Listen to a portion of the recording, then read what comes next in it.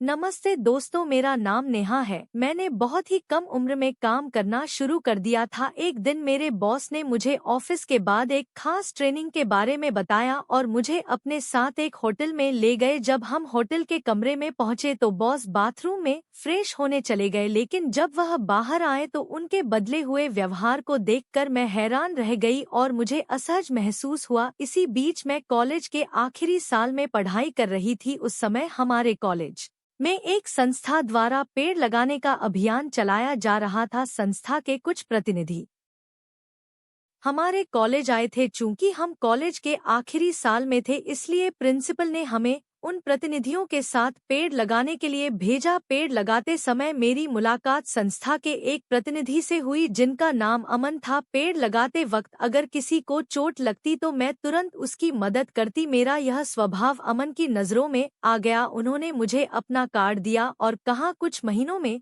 तुम्हारा कॉलेज खत्म हो जाएगा। जब तुम कॉलेज खत्म कर लोगी तो अगर चाहो तो मेरे साथ काम कर सकती हो। नौकरी की मुझे खास जरूरत नहीं थी, क्योंकि कॉलेज खत्म होते ही मेरे पापा ने मुझसे कहा था कि तुम जो भी करना चाहो कर सकती हो। पैसे कमाने की कोई मजबूरी नहीं थी, क्योंकि मेरे पापा का कपड़ों का व्यवसाय अच्छा चल रहा था। मैं अपने माता पिता की इकलौती बेटी थी और पापा ने मुझे पूरी आज़ादी दे रखी थी। समाज सेवा का शौक होने के कारण मैंने कहीं और नौकरी खोजने के बजाय सबसे पहले अमन को फोन किया। संस्था में काम करने वाले लोग बहुत कम होते हैं, क्योंकि सबको समाज सेवा का शौक नहीं होता। अमन ने मुझे तुरंत अपने दफ्तर में बुला लिया। अमन वहां के हेड थे और संस्था में लड़के और लड़कियां दोनों काम करते थे। दफ्तर में बैठते ही उन्होंने मुझसे कहा, हमें कभी भी किसी गांव जाना पड़ सकता है या इमरजेंसी आ सकती है, इसके लिए हमेशा तैयार रहना होगा। कुछ संस्थाओं से हमें धनराशि मिलती है जिससे तुम्हें हर महीने 15,000 दिए जाएंगे। मैंने कहा, अमन जी, मुझे रुपए मिले या ना मिले कोई फर्क नहीं पड़ता। मैं यहाँ पैसे के लिए नहीं बल्कि अपनी संतुष्टि के लिए काम करने आई हूँ। अमन ने मुझसे हाथ मिलाते हुए मेरा स्वागत किया। उस दिन से मैंने वहां काम शुरू कर दिया। पहले महीने में अमन मुझे कई जगहों पर ले गए, कभी अनाथालय के लिए चंदा इकट्ठा करने के लिए, कभी पहाड़ों में रहने वाले लोगों की मदद करने के लिए। पिछले एक महीने से मैं अमन के साथ कई अलग अलग जगहों पर जा रही थी। एक महीने के बाद मैंने अमन के व्यवहार में बदलाव महसूस किया। एक दिन मैंने देखा कि मेरी कॉलेज की सहेली रवीना वहां आई है। वह बहुत बदल गई थी। उसके महंगे कपड़े, गहने और उसका रहन सहन देखकर मैं हैरान थी। रवीना एक साधारण परिवार की लड़की थी। उसकी माँ छोटे मोटे काम करके गुजारा करती थी। रवीना जब अमन की केबिन से बाहर आई तो मैं उसके सामने जाकर खड़ी हो गई। मैंने उससे पूछा, रवीना, कॉलेज खत्म हुए अभी 2 महीने ही हुए हैं, तुम यहाँ कब से काम कर रही हो? रवीना ने बताया कि उसने अमन के यहाँ मेरे ज्वाइन करने के 10 दिन पहले ही काम शुरू किया है। उसने कहा, इस संस्था की वजह से मुझे एक बेहतर जिंदगी मिली है। यहाँ काम करने के बाद से मैं अच्छा पैसा कमा रही हूँ। मेरे रहन सहन से तुम्हें समझ आ रही होगी, वहाँ काम करने वाली लड़कियाँ इतनी जल्दी संपन्न कैसे हो जाती थी। यह जानने की मेरी झिझक बढ़ गई थी। रवीना की बातों से यह साफ था कि वह सिर्फ इसी संस्था में काम करती थी और कहीं और नहीं जाती थी। रवीना ने बताया कि उसने संस्था के काम के सिलसिले में 1 महीने के लिए शहर से बाहर यात्रा की थी और वहां अच्छी कमाई की थी। उसने मुझसे कहा, तुम भी एक बार बाहर जाकर देखो, तुम्हारी भी अच्छी कमाई होगी। रवीना की बात मानकर मैंने अपना काम पूरे ध्यान से किया। पिछले 15 दिनों से मेरे पास कोई खास काम नहीं था। रोज कोई न कोई व्यक्ति संस्था के काम के सिलसिले में आता था और अमन जी किसी लड़की को उनके साथ भेज देते थे। मेरे पास काम नहीं था और मैं दिन भर खाली बैठी रहती थी। एक दिन जब कुछ मेहमान आए हुए थे, मैंने अमन जी से सवाल पूछना शुरू कर दिया। मैंने कहा, सर, पिछले 15 दिनों से मैं खाली बैठी हूँ, आप मुझे कोई काम क्यों नहीं दे रहे हैं?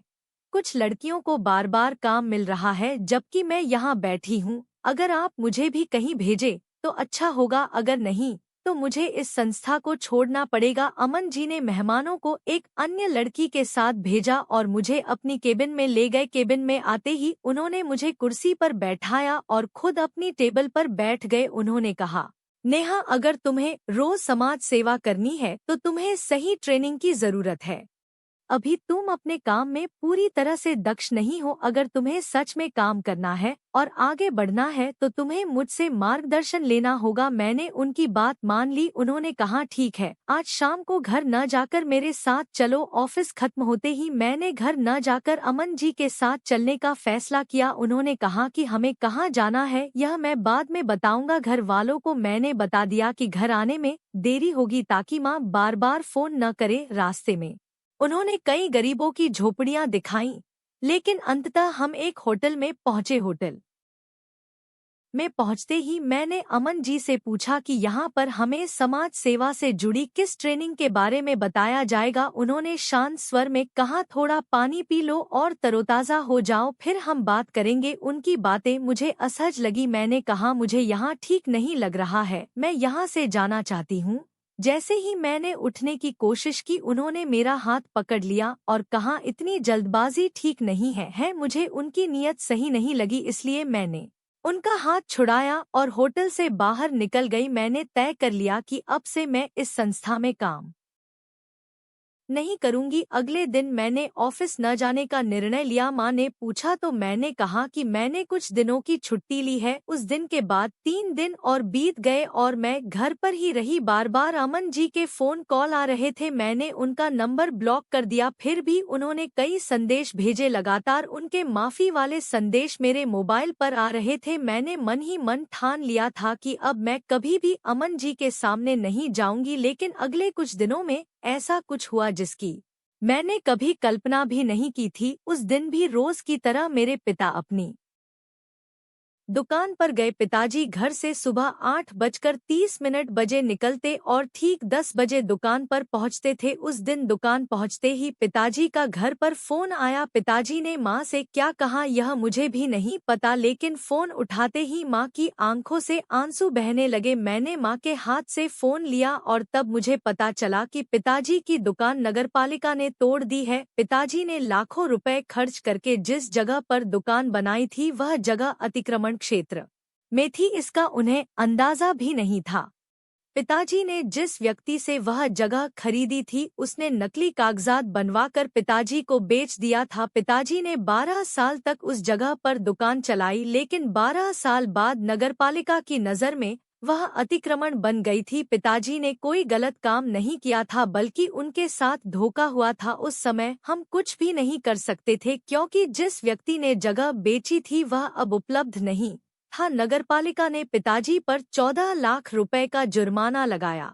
अगर पिताजी जुर्माना नहीं भरते तो उन्हें 6 साल की जेल हो सकती थी। पिताजी के पास जो भी बचत थी वह सब जुर्माना भरने में खर्च हो गई। अचानक हमारे ऊपर दुखों का पहाड़ टूट पड़ा था। कुछ दिन बीत गए और घर में अजीब सी खामोशी छा गई। माँ और पिताजी ढंग से खाना भी नहीं खा पा रहे थे। मैंने माँ पिताजी की बातें सुनी। माँ कह रही थी कि अगर हमारे पास बेटा होता तो वह इस कठिन समय में पैसे कमाने का कोई रास्ता निकाल लेता, लेकिन भगवान ने हमें एक ही संतान दी और वह भी बेटी। माँ को लगता था कि मैं जल्दी कुछ नहीं कर सकती। माँ की बातें सुनकर मुझे लगा कि मैं अपने माँ बाप के किसी काम की नहीं हूँ। उस रात मैं अपने कमरे में चली गई। मेरी आंखों में आंसू थे और मन बहुत भारी था। इन्हीं विचारों में डूबी हुई थी कि अचानक मेरे मोबाइल पर अमन जी का कॉल आया। मैंने फोन उठाया और उनसे कहा कि मैं कल संस्था आऊंगी। अगले दिन मैं अपना सेवा संस्था पहुंची। वहां मुझे रवीना मिली। वह अपनी एक सहेली को संस्था ज्वाइन कराने लाई थी। रवीना की बदली हुई जिंदगी देखकर उसकी सहेली बहुत प्रभावित थी। अपना सेवा में काम करने के बाद रवीना की आर्थिक स्थिति काफी बेहतर हो गई थी। उसने मुझे बताया कि अब वह खुद का घर खरीदने वाली है। उस समय मैं अपना सेवा में समाज सेवा के उद्देश्य से नहीं बल्कि पैसे कमाने की मजबूरी में आई थी। मैं अमन जी के केबिन में गई। मुझे देखते ही अमन जी मुझसे माफी मांगने लगे। मैंने कहा, आपको माफी मांगने की जरूरत नहीं है जो हुआ उसे मैं भूल चुकी हूँ। आप मुझे सिर्फ इतना बताइए कि रवीना और बाकी लड़कियां यहाँ से इतना पैसा कैसे कमा रही हैं। आज मैं यहाँ पैसे कमाने की उम्मीद से आई हूँ। अब मुझे ज्यादा इंतजार में मत रखिए। अमन ने एक बड़ी रकम का जिक्र किया। वह मुझे 5 लाख रुपए देने को तैयार था। उस रकम को सुनकर मैं कुछ पल के लिए विचलित हो गई, लेकिन जब वह मेरे बहुत करीब आया तो मुझे सब कुछ गलत और असहज लगने लगा। उस समय मेरे दिमाग में पैसा नहीं, बल्कि मेरे पिताजी की सीख थी। उन्होंने हमेशा कहा था कि पैसे के लिए कभी अपनी ईमानदारी और सम्मान से समझौता नहीं करना चाहिए। जैसे ही मुझे उनकी बातें याद आईं, मैंने अमन को खुद से दूर किया, लेकिन वह पीछे हटने को तैयार नहीं था और मेरी इच्छा के खिलाफ दबाव बनाने लगा। मुझे उससे किसी तरह बाहर निकलना था, इसलिए मैंने तुरंत अपनी दोस्त रेखा को फोन किया। रेखा एक पत्रकार थी और वह अक्सर उसी इलाके में रहती थी जिस होटल में अमन मुझे लाया था। रेखा को पहले से शक था कि उस होटल में कुछ गैरकानूनी गतिविधियां चलती हैं। जैसे ही मैंने उसे फोन किया, थोड़ी ही देर में वह वहां पहुंच गई। उसने अपनी पत्रकारिता की जिम्मेदारी निभाते हुए पूरी स्थिति को कैमरे में कैद किया और न्यूज़ चैनल पर लाइव दिखाना शुरू कर दिया। उस लाइव कवरेज में अमन के साथ साथ मैं भी नजर आई। अमन अपना सेवा संस्था की आड़ में गलत और गैरकानूनी काम कर रहा था। कुछ लड़कियां अपनी मर्जी से वहां काम कर रही थी, तो कुछ को दबाव में काम कराया जा रहा था। अमन के सारे काले कारनामे सबके सामने आ गए थे। पिछले कुछ दिनों में उसकी बातें और हरकतें मुझे समझ में आ चुकी थी।